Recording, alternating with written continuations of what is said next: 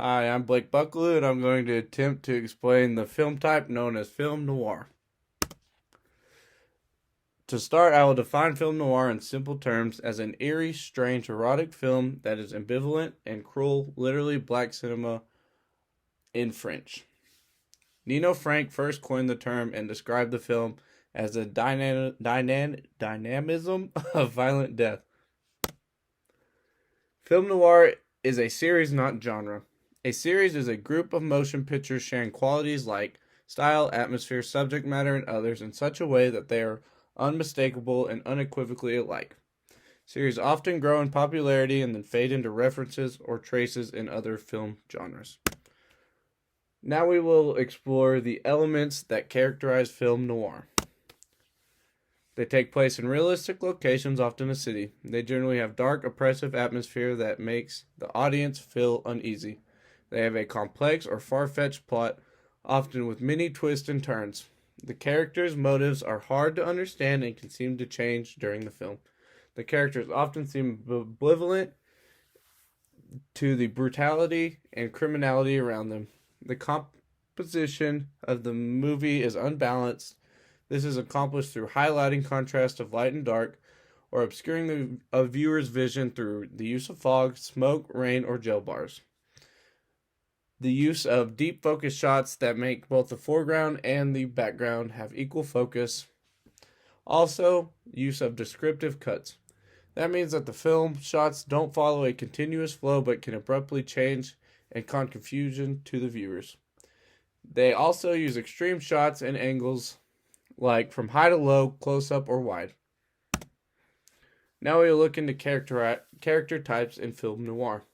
And I didn't say this before with the elements, but both the elements and the characters of film noir can use some, all, or none, and still have association with the series of film noir.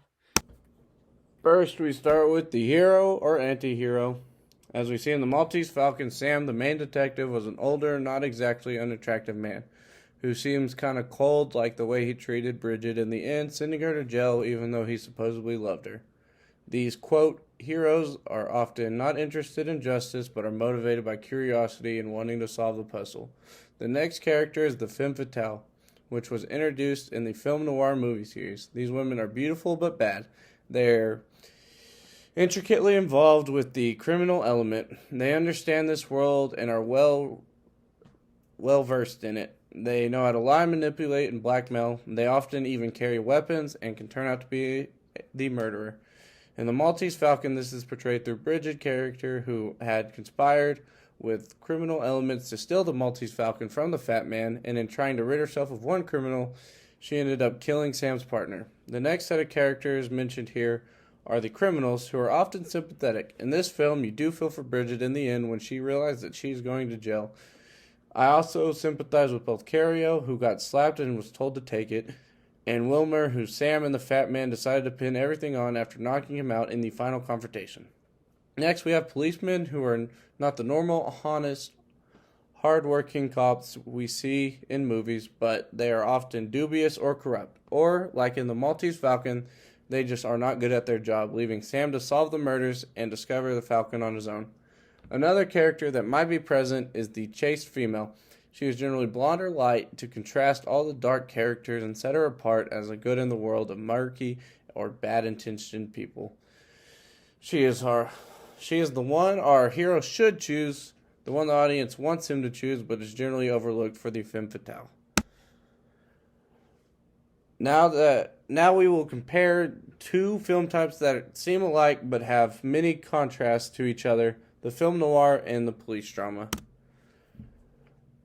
They are similar in the way that they occur in realistic locations.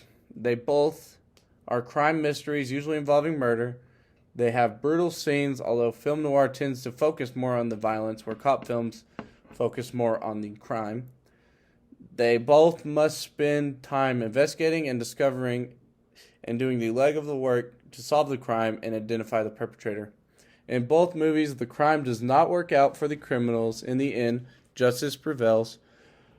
But we witnessed in this week's movie, even though the criminals were caught and sent to jail, the story still felt incomplete or just not quite right. As for differences, we first must look from the point of view or the focus of the film. In police films, we are working within the criminal justice world, whereas film noir puts us right in the middle of the criminal event. Here, morality is blurred, and the line between good and evil is not distinct or even present at all. They often utilize a private investigator since they are thought to lie between law-abiding citizens and criminals. The criminals in this film are portrayed as regular people you could sympathize with or even understand. The alliances or relationships formed in this world are uneasy, unstable, and guarded, often shifting at a moment's notice. The police drama is a story that is predictable and familiar. It has a logical development of action. The filming is congruent, and these scenes flow easily together. The criminals have a distinct motive for the crime, and justice does prevail and feels morally complete at the end. There is a defined delineation between good and the bad of this world, and a concrete, honest hero.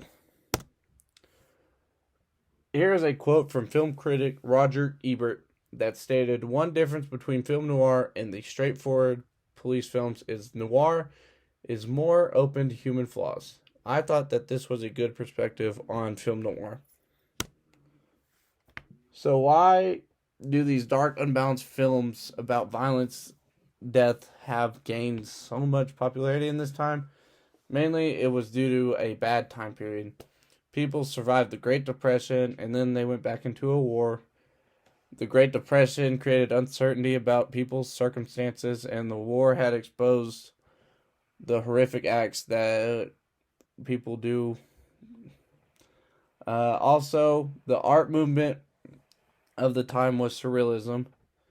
This trend was not the idea of artwork, where a piece of art is complete, accurate to what it represents, but artwork that challenges the viewer to analyze it, understand it, what the artist was trying to represent or convey.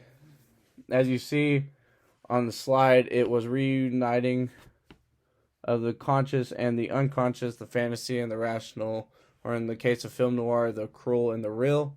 Another movement that might have impacted the popularity of these films was the psychology of Sigmund Freud and his emphasis on dark desires of the human mind. Here are my references. This is the end of my presentation.